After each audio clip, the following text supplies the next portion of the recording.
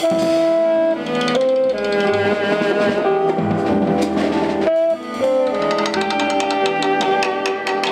m'appelle Raphaël Imbert, je suis saxophoniste, improvisateur, compositeur, chercheur aussi.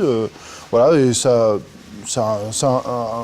plusieurs choses qui définissent un même métier qui est celui de faire du jazz en fait. Donc improvisation, composition, direction d'orchestre, puis surtout s'amuser avec la musique et faire un petit peu ce qu'on a envie de faire au moment où on a envie de le faire. Voilà, voilà la définition de ce que je fais et de qui je suis.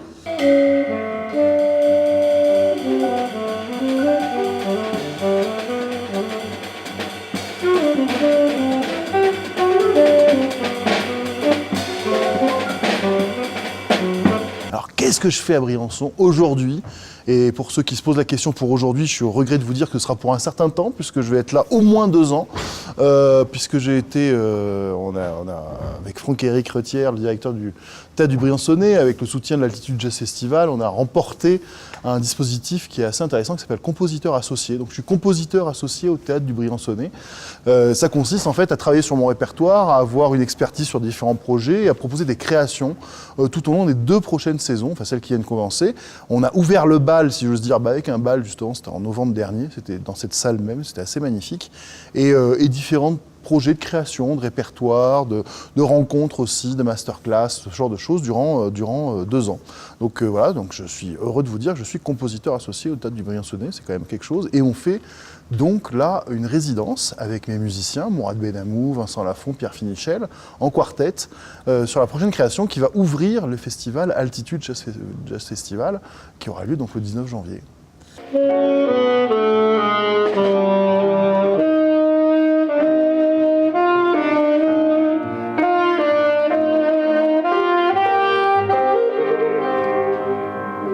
D'abord, il faudrait peut-être un peu définir effectivement c'est quoi un travail de création. Ça pourrait se différencier, les gens pourraient différencier cela avec justement un travail d'improvisation. L'improvisation, c'est de la création en temps réel. On est tout le temps en train de créer quelque chose. Mais l'improvisation, elle part pas de rien. Surtout en jazz, elle est thématique, elle est liée à des compositions, à du répertoire. Là, ça veut dire une création, dans ce cadre-là, ça veut dire qu'on va créer, là, en ce moment, cette semaine, au théâtre, on va créer un nouveau répertoire, qui sont des morceaux que j'ai composés, qui sont les prétextes à l'improvisation. Donc il y a vraiment toujours 2 aspects quand on fait de la création en jazz. Il y a toujours l'aspect de ce que j'ai préparé chez moi. Vous voyez toutes les feuilles qui sont derrière moi, là. C'est juste pour montrer que j'ai bien travaillé. Hein, voilà. Et donc ça, c'est le travail en amont.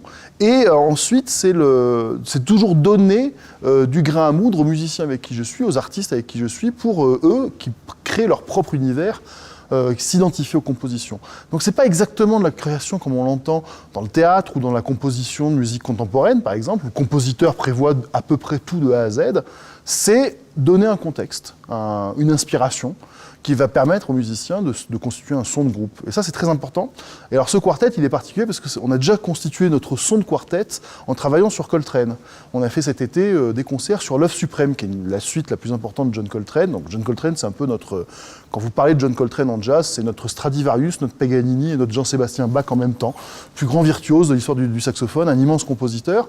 Donc, on a constitué notre son, un peu comme ferait un orchestre classique d'ailleurs, quand ils font un quatuor à cordes va se former, ils vont jouer les grands noms du quatuor à cordes, ça va être Mozart, Mendelssohn ou Haydn. Nous, on a fait ça cet été, et ça a tellement bien marché qu'on s'est dit, maintenant, il faut qu'on avance, on va faire nos propres compositions. En l'occurrence, les miennes.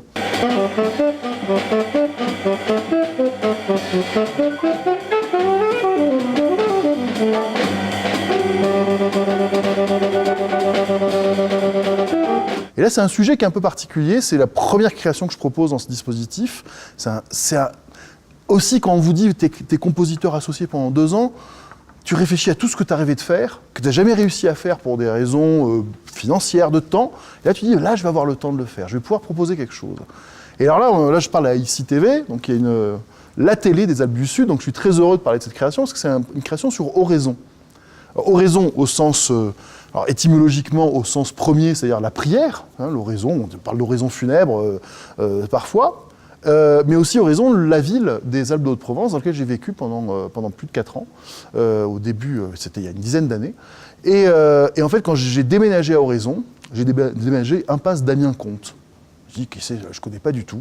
Je dis, mais je me suis renseigné. Et j'ai découvert en fait qu'Oraison, en 1921, était la seule ville de France qui avait décidé de donner tous les noms de rues aux morts pour la France. Donc en 1921, en France, il y a un grand mouvement national pour la construction des monuments aux morts après la guerre de 14. Donc là, on parle de quelque chose, on sort du centenaire, là, de la mission du centenaire, de toutes les commémorations.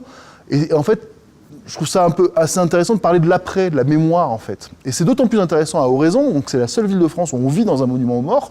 Déjà, au niveau de la... Comment dire, de la... Cognitivement et symboliquement, c'est assez particulier quand même. On se balade dans une ville où tous les noms... On raconte l'histoire de la Grande Guerre, de ce qui s'est passé. On se rend compte d'autant mieux de l'hécatombe que ça a été pour une ville comme Oraison. 63 jeunes hommes morts pendant la guerre de 14 dans une ville qui comptait, je ne sais pas à l'époque, entre 1000 et 2000 habitants. On constate vraiment la chose, alors que nous, maintenant, dans toutes les autres villes de France, on passe devant le monument aux morts, on s'en rappelle vaguement le 11 novembre, à la rigueur, mais non, là, on est dedans. Mais ça pose aussi des problèmes vrais problèmes de mémoire qui sont liés à l'histoire de la ville. C'est qu'avant, il n'y avait pas de nom de rue. C'était la rue de l'église et tout ça. Et comme il n'y a pas de place Général Leclerc ou De Gaulle ou Jean Jaurès ou ce genre de trucs, ben les gens ils continuent à dire c'est la rue de la pharmacie, la rue de la boulangerie. Et c'est d'ailleurs d'autant plus étrange que souvent ils parlent de quelqu'un qui est de leur propre famille. Ils portent le même patronyme que Monsieur Comte, Monsieur Revest, tout ce genre de choses. Mais ils n'arrivent pas à se rappeler parce qu'il n'y a pas le poids de la célébrité historique. Alors qu'on est au cœur de l'histoire et que c'est la seule ville de France qui a décidé d'intégrer sa propre histoire dans la ville. Alors il y a des petites particularités aussi. Il y a une place qui s'appelle les Frères Gobert. Ça veut dire aussi qu'il y a des familles qui ont perdu une fratrie entière. Il y a aussi des noms de gens qui sont morts pendant la Deuxième Guerre mondiale, et notamment les résistants, qui ont été piégés par la milice avant l'arrivée des Américains. Donc en fait, on est dans une ville où géographiquement, on se balade dans l'histoire. Et ça pose des problèmes de mémoire. Je pense que la plupart des habitants se diraient je préférerais avoir la place Jean Jaurès, ce serait plus facile à se rappeler quand on doit donner son adresse à un copain pour venir, c'est toujours un peu particulier. Et on parle aussi d'une époque où on découvre une nouvelle musique, c'est le jazz, on découvre un contexte, et ça c'est intéressant au terme d'une création, c'est de montrer qu'un jazzman il peut s'inspirer de quelque chose qui n'a pas rien à voir avec les États-Unis au départ. Là je parle de la mémoire de mes grands-parents, de mes arrière-grands-parents, parce que moi je suis de cette région. Et en même temps, on parle d'une époque où la société se transforme, elle se transforme aussi par l'arrivée de nouvelles musiques, de nouvelles cultures et tout ça. Donc en fait, c'est à la fois le sujet qui n'est pas du tout jazz et totalement jazz. Et c'est montrer aussi qu'on peut faire du jazz avec des sujets très différents. Je l'ai fait déjà avec le Bach Coltrane, c'est-à-dire faire de la musique sacrée dans les églises. C'est quelque chose qu'on va jouer d'ailleurs dans le cadre du compositeur associé au Théâtre du Riançonnet. De montrer que le jazz est un outil pour n'importe quelle inspiration.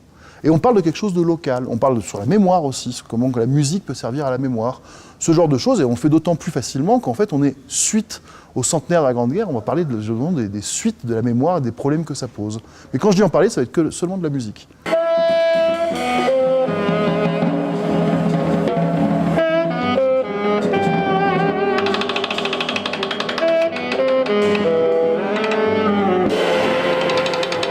On vit une époque où tout doit être expliqué, tout doit être factuel. Et je ne vais pas me comparer à Claude Debussy, c'est loin s'en faut, mais on lui posait souvent la question quand il a composé La Mer, qui est une de ses œuvres symphoniques les plus magnifiques. Les gens disaient, mais j'entends pas la mer là-dessus. Il dit, moi je l'entends, c'est mon inspiration, c'est comme ça que je m'inspire. J'ai pas à m'expliquer, à me justifier sur le fait que, vous savez, la musique, c'est pour ça que c'est un art totalement à part. C'est un art qui ne dit rien, qui n'explique rien. Donc en fait, ça va être un moment poétique. Et d'ailleurs, les gens qui nous écoutent vont dire « Ouh là là, Oraison, alors le côté prière et puis le côté mémoire, guerre de 14, ça va être un peu dur. » Non, ça va être aussi une fête, parce qu'il y a aussi l'idée de génération, de transmission là-dedans. Et puis le swing, qu'est-ce que ça veut dire? Le groove, tout cet effet de quelque chose qu'on a envie de danser, c'est aussi intégré dans cet univers poétique. Donc ça va pas être un moment affligeant, ça va être un moment d'émotion, c'est ça. Mais la musique, elle sert à ça. C'est-à-dire que je veux aussi revenir, parce que j'ai beaucoup fait de projets avec des chanteurs, avec du texte, où vraiment c'était expliqué. C'est là, pour moi, l'occasion de revenir d'abord à un quartet. C'est la forme la plus classique en jazz. Piano, basse, batterie, saxophone. C'est vraiment la forme la plus... Voilà, vraiment, c'est le classicisme en jazz, acoustique, il n'y a pas d'instruments électriques et tout, il n'y a pas de voix qui chante. C'est juste l'émotion, la sensibilité de ce souvenir qui va être raconté, expliqué.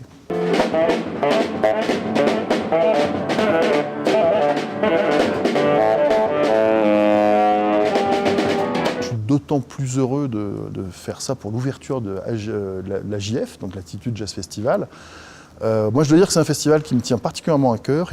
J'y ai joué il y a quelques années, une première fois. Ils m'ont proposé l'année dernière d'être le parrain du festival, ce que j'ai accepté mais alors à 2000%. Parce que pour moi, ce qui se passe ici à Briançon, c'est sans aucun doute la façon dont les festivals vont se passer plus tard. En fait, pour moi, ils sont à la pointe de l'innovation en termes de festivals. C'est-à-dire des festivals qui sont beaucoup plus collectifs, beaucoup plus citoyens, beaucoup plus intégrés à ce qui se passe, aux particularités d'un lieu, tout en étant ouverts sur le monde. Et c'est pas un festival d'un directeur, d'une tête pensante, d'une vision et tout. C'est un festival qui veut montrer une diversité et qui veut en plus, dans le contexte de Briançon, c'est-à-dire un contexte à la fois de grands passages frontaliers, de migration, et ça, c'est un des sujets les plus importants, moi, de ma propre réflexion, sur tout ce qui s'est passé, notamment au col de l'Échelle, ici, mais aussi un endroit qui est isolé, d'une certaine manière, qui est isolé géographiquement, et qui est en même temps un lieu de passage. Et en fait, le festival intègre ce truc-là. C'est pas un truc où on va montrer des stars, c'est pas un festival d'agents, comme on le voit pas ailleurs, c'est un festival qui identifie le caractère d'une ville, d'un collectif de passionnés. Quand vous êtes musicien, que vous venez ici, vous perdez vos repères de musiciens en tournée. Et d'ailleurs, moi, je viens ici, maintenant j'ai des amis. Je ne vais pas loger à l'hôtel à Briançon quand je viens, c'est pas possible. Je suis chez mes amis, chez Thierry et Caro, j'ai trouvé vraiment des liens que je n'ai trouvés nulle part ailleurs. Donc moi, c'est aussi pour ça qu'on a défendu ce projet auprès du ministère de la Culture, donc de compositeurs associés et de la SACEM, parce qu'il était unique. C'est des scènes nationales qui présentent ce genre de choses, d'habitude des gros machins et tout ça. Et là, il y avait quelque chose de beaucoup plus collectif, de beaucoup plus participatif. Et donc là, on fait l'ouverture. On fait l'ouverture sur quelque chose d'un peu particulier. C'est vrai que c'est une création. C'est aussi se dire que le public du festival, qui commence à me connaître, bah là, on part du principe qu'ils vont me faire confiance. Parce qu'on leur propose quelque chose qui est un peu différent. C'est-à-dire que sur le papier, c'est pas forcément... c'est plus difficile à montrer ou à défendre que les précédents spectacles, par exemple les choses que j'ai fait sur le blues ou sur le gospel, qui étaient beaucoup plus identifiables.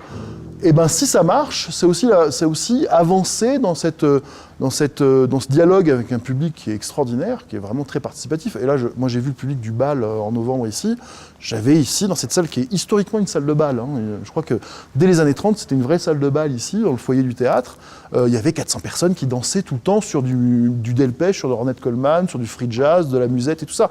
Ça se voit pas beaucoup ailleurs quand même. Donc en fait, je pars du principe qu'on va pouvoir tout faire ici. S'il y a un vrai respect mutuel, s'il y a un vrai dialogue avec le public et l'équipe du festival, tout peut être fait ici. Ce qui n'est vraiment pas le cas ailleurs.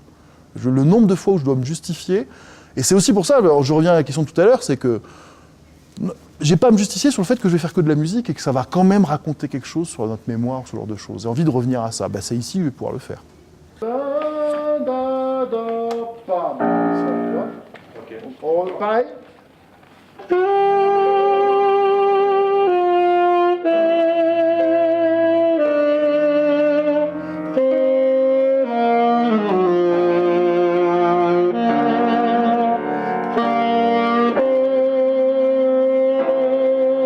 Il y a plein de créations qui vont avoir lieu. Il y a des tournées. On est en train de mettre en place des traversées, être présent sur le territoire.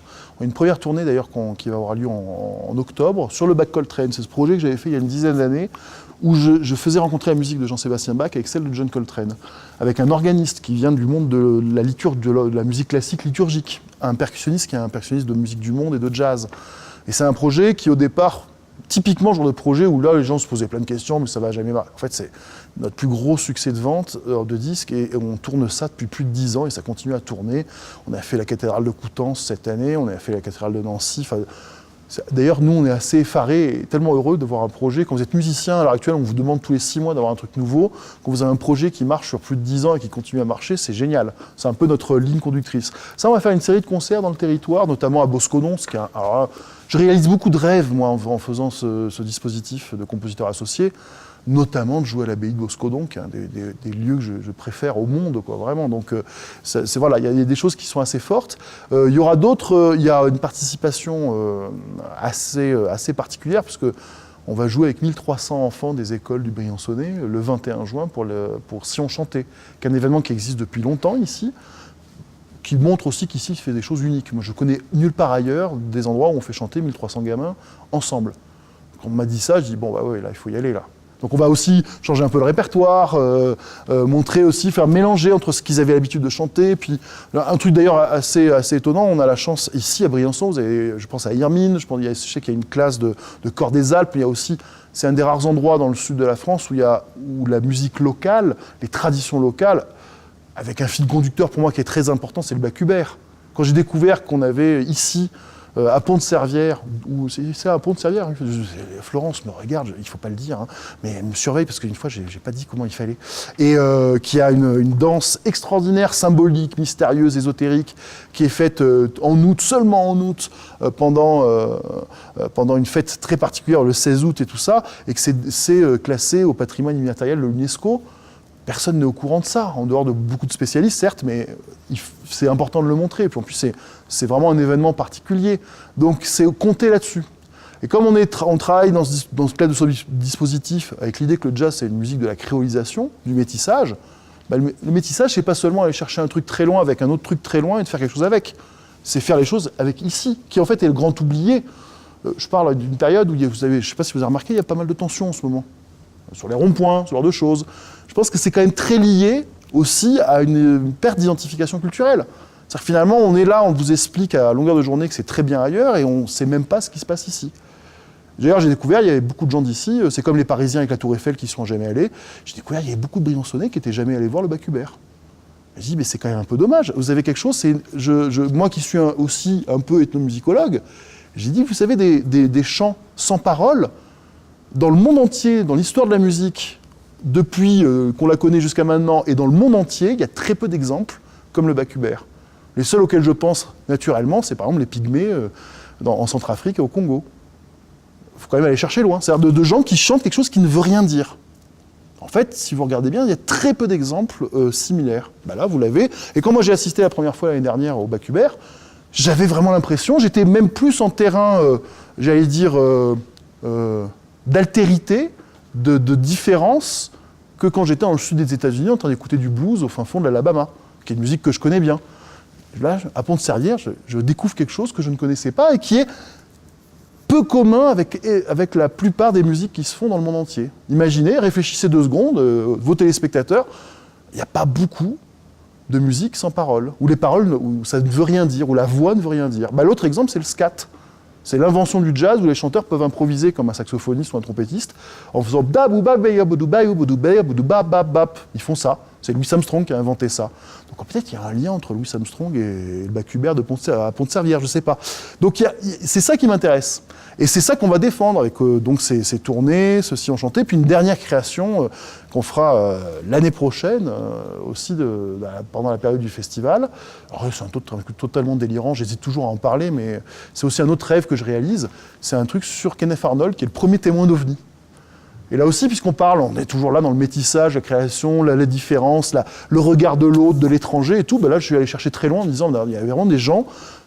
C'est pas une question d'y croire ou pas y croire, mais je trouve ça intéressant de penser que depuis 1947, donc depuis que Kenneth Arnold a vu des soucoupes dans le ciel, il est décrit comme ça, de l'expression soucoupe volante, elle vient de là. Il y a des gens qui pensent que l'étranger, l'altérité, elle vient de vraiment très très loin. C'est pas de la vallée d'à côté, c'est pas de l'autre côté de la montagne, c'est pas le continent de l'autre côté, c'est très loin. Et pour parler de cette différence et de cette altérité-là, je me dis, c'est autant aller la chercher très loin. C'est l'occasion de faire une musique vraiment différente de celle qu'on va faire cette semaine. Là, on a un quartet classique, acoustique. Là, ça va être un truc avec des instruments électriques, électroniques, de la recherche sonore. C'est vraiment aussi montrer les 2 aspects de ma recherche et de ce que je propose comme création.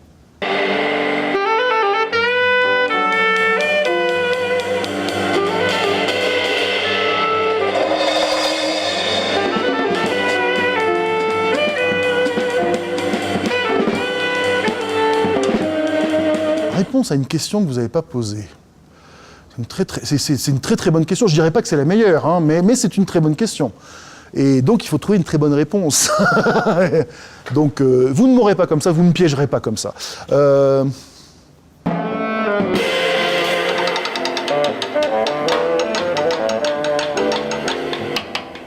J'ai envie, c'est pas tant de venir ici pour amener quelque chose que de partir avec quelque chose, pour moi, qui est important là, en venant ici, sur ces 2 ans. Et c'est d'ailleurs étonnant que ma venue ici, puis les fidélités avec l'équipe du théâtre, avec l'équipe du festival, avec les amis que je me suis fait avec le conservatoire et tout ça, c'est de me dire en fait j'avais beaucoup de choses à apprendre d'ici. Et d'ailleurs on a imaginé, par exemple on fait une rencontre avec des entrepreneurs d'ici. Qu'est-ce que je peux leur apporter au niveau du jazz et de l'improvisation? En fait je vais découvrir des entrepreneurs qui ont décidé de s'installer à Briançon, ce qui en soi est une preuve du risque, que le risque est important quand on a envie de faire de l'innovation. En fait, là, je sais que je vais apprendre quelque chose. Donc, moi, ce n'est pas tant ce que j'amène ici que ce que je vais retirer, ce que je vais apprendre d'ici qui est le plus important pour moi.